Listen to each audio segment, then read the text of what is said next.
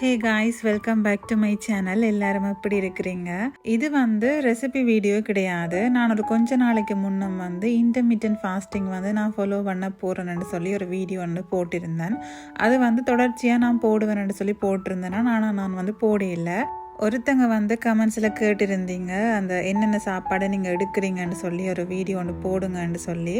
உங்களுக்காக தான் நான் இந்த வீடியோ எடுத்து அப்லோட் பண்ணுறேன். நான் இது ஏற்கனவே கொஞ்சம் கிளிப்ஸ் எடுத்து வச்சுருந்தேன்.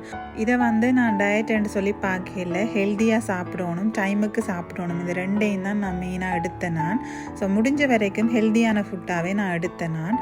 சோறு சாப்பிட்றத கொஞ்சம் குறைச்சேன். ஸோ அதுக்கு பதிலாக இந்த கடலை, கவுப்பி, பயறு இதுகள் தான் எடுத்தேன். கடலை, கவுப்பியை நாங்கள் தாளிச்சும் சாப்பிடலாம், இந்த மாதிரி சாலட் மாதிரி செய்தும் சாப்பிடலாம். இப்படி சாப்பிடக்குள்ள நாங்கள் நிறைய வெஜிடபிள்ஸ் ஆட் பண்ணுவோம். ஸோ அது கூட எங்களுக்கு நல்ல ஃபைபர் ரிச்சாக இருக்கும். இதோட நான் தக்காளி, வெங்காயம், கேரட் ஆட் பண்ணினா நீங்கள் வெள்ளரிக்காய் கூட ஆட் பண்ணலாம். இது டேஸ்ட்டு நல்லா இருக்கும். பயறு முடிஞ்ச வரைக்கும் நான் தோசை மாதிரி தான் செய்து சாப்பிடுவேன். எனக்கு அந்த டேஸ்ட்டு பிடிக்கும். அது சம்பலோடு சாப்பிடலாம், நாங்கள் முட்டை போட்டு முட்டை தோசை மாதிரி சாப்பிடலாம், கறிகளோடு எல்லாம் தொட்டு சாப்பிடக்க அது நல்லா இருக்கும். அது ஃபில்லிங்காக இருக்கும். 2-3 தோசை நாங்கள் சாப்பிட்டாலே அவ்வளோ ஃபில்லிங்காக இருக்கும்.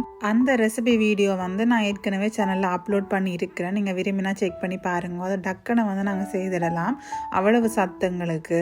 இதோட நான் புட்டும் சாப்பிடுவேன். புட்டு வெள்ளமா புட்டுக்கு பதிலாக அரிசிமா புட்டு எடுக்கலாம். அப்படி இல்லாட்டி அரிசிமாவோட பெட்டர் இந்த ஓட்ஸ் புட்டு சாப்பிட்றது. ஓட்ஸில் நிறைய ஃபைபர் இருக்குது. ஸோ அவ்வளோ நல்ல. அதோட இந்த ஆட்டா மாப்புட்டு, குரக்கன் மாப்புட்டு அல்லது ராகி மாப்புட்டு, அந்த புட்டுகள் சாப்பிடுவேன். அது எல்லாத்தின் ரெசிபி வீடியோஸுமே நான் சேனலில் அப்லோட் பண்ணியிருக்கிறேன். நீங்கள் விரும்பினா செக் பண்ணி பார்த்துக்கொள்ளுங்க. ஸோ இதுகள் சாப்பிடக்குள்ள எனக்கு நான் ரைஸ் சாப்பிடாம விடுற ஃபீலிங் எனக்கு வராது. இதை ஒரு அளவாக எடுத்துக்கொண்டு இதோட நிறைய மரக்கறிகள் சாப்பிடுவேன். கறியாவோ பொரியலாவோ கொஞ்சமாக எண்ணெய் சேர்த்துட்டு சாப்பிடுவேன். அதே நேரம் நான்வெஜ்களும் எடுப்பேன். முட்டை எடுப்பேன். கூடுதலாக முட்டையின் வெள்ளைக்கறி தான் நான் எடுப்பேன். அதே நேரம் மீனோ மற்றது சிக்கனோ மட்டனோ அதுகளையும் ஆயில் கொஞ்சமாக குறைச்சோ அல்லது நல்லா கிரில் பண்ணியோ பேக் பண்ணியோ அதோட ஒரு போர்ஷனாக நான் எடுப்பேன். ஸோ 3 ஈக்குவலாக பார்த்துக்கொள்ளுங்க. கார்போஹைட்ரேட், அதே நேரம் ப்ரோட்டீன், ஃபைபர், இந்த 3மே இருக்கணும். இது நான் ஃபர்ஸ்ட் டைம் குரக்கன் மாவில் தோசை மாதிரி ட்ரை பண்ணேன். அவ்வளோ பெர்ஃபெக்டாக வரே இல்லை. எனக்கு அந்த கடலைக்கறியோடு சாப்பிட கொஞ்சம் ஃபில்லிங்காக இருந்தது. ஸோ ட்ரை பண்ணி பார்த்தேன் நான். மற்றது இந்த குக்கீஸ், பிஸ்கெட் சாப்பிடணும் மாதிரி இருந்தேன்னு சொன்னால் உங்களால் ஃபர்ஸ்ட் அவாய்ட் பண்ண இயலாது. கொஞ்சம் கொஞ்சமாக உங்களால் கண்ட்ரோல் பண்ண இயல. நான் வீட்டில் செய்த இந்த குக்கீஸ் சாப்பிடுவேன். அதே நேரம் க்ரீன் டீ சாப்பிடுவேன். எனக்கு பிளாக் டீ சாப்பிடுவேன்.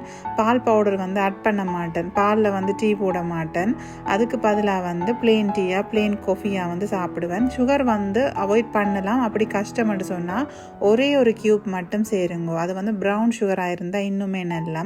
பசிக்கிற நேரங்களில் இந்த வெள்ளரிக்காய், கேரட் இதில் பச்சையாக சாப்பிடலாம், பழங்களாக சாப்பிடலாம், அப்படி இல்லாட்டி ஜூஸாக சாப்பிடலாம். நான் ஸ்ட்ராபெரி எனக்கு விருப்பம். ஸோ ஸ்ட்ராபெரி கிடைச்சதுன்னு சொன்னால் ஸ்ட்ராபெரி, கேரட், ஆப்பிள் இது மாதிரி என்ன பழம் என்கிட்ட இருக்கோ அதை மிக்ஸ் பண்ணி அடிச்சுட்டு சில நேரம் மார்னிங் பிரேக்ஃபாஸ்ட்டுக்கு அதை மட்டுமே சாப்பிடுவேன். இதில் 3 மீலும் நீங்கள் எடுக்கலாம், அப்படி இல்லாட்டி 2 மீலாகவும் எடுக்கலாம். நான் 3 மீலாக தான் எடுக்கிறேன் நான். ஸோ எனக்கு ஃபஸ்ட்டு தொடங்கியக்குள்ளே அந்த மாதிரி சாப்பிட்டுட்டு பிறகு போக போக நான் கண்ட்ரோல் பண்ணி கொண்டு வரலாம். இதுகள் தான் என்னுடைய சாப்பாட்டு ரொட்டீன். நான் சொன்ன மாதிரி டைமுக்கு சாப்பிடுவேன். நைட்டு இப்போ எல்லாம் ஒரு கொஞ்ச நாள் எனக்கு கஷ்டமாக இருந்தது.